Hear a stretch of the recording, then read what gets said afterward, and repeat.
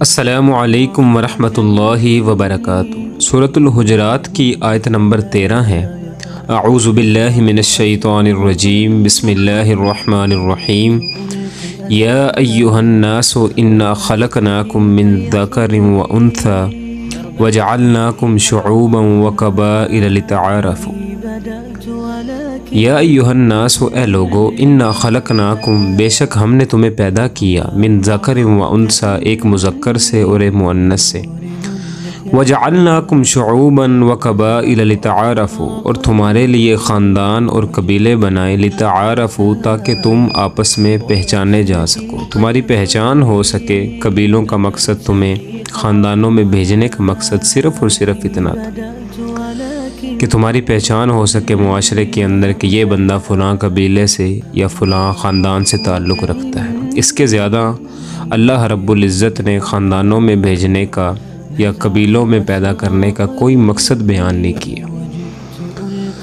اللہ رب العزت نے اس آیت مبارکہ کے اندر آج معاشرے کا ایک سب سے بڑا کڑوا سچ جو ہم لوگ سننا نہیں چاہتے، اللہ تعالیٰ نے اس کی حقیقت بیان کی ہے کہ آج ہر بندہ اپنے سے دوسرے کو کمتر سمجھنے کی کوشش کرتا ہے کہ میں فلاں فیملی سے ہوں، فلاں خاندان سے میرا تعلق ہے، میں رانا ہوں، میں بٹ ہوں، جٹ ہوں، فلاں ہوں، یہ ہوں، تو اس بندے کی کیا اوقات، یہ فلاں فیملی سے ہے، اس کی کوئی اوقات نہیں، بیکار فیملی ہے، اس کی یہ ہے، فلاں ہے، نیچ سمجھتے ہیں، ہم دوسروں کو کمتر سمجھتے ہیں۔ تو اللہ رب العزت نے سب سے پہلے دیکھے انسان کے اس غرور کو توڑا ہے، اور کن الفاظوں سے توڑا ہے۔ اللہ تعالیٰ نے فرمایا کہ انا خلقناکم من ذکر و انثی، کہ ہم نے تمہیں ایک مذکر اور ایک مؤنث سے پیدا کیا۔ انسان اپنی پیدائش کے اوپر غور کر لے کہ اس کی پیدائش کس طرح ہوئی، کس حقیر پانی سے اللہ رب العزت نے ایک انسان کو پیدا کیا۔ اللہ تعالیٰ نے قرآن کریم کے اندر وہ سارے کا سارا منظر بھی بیان کیا کہ کس طرح اس حقیر پانی سے اس کے آگے تخلیق کیسے ہوئی، اس میں خون کیسے آیا، پھر وہ لوتھڑا کیسے، پھر وہ اس کے اوپر گوشت کیسے چڑھا، وہ ساری کی ساری چیزیں اللہ تعالیٰ نے بیان کی۔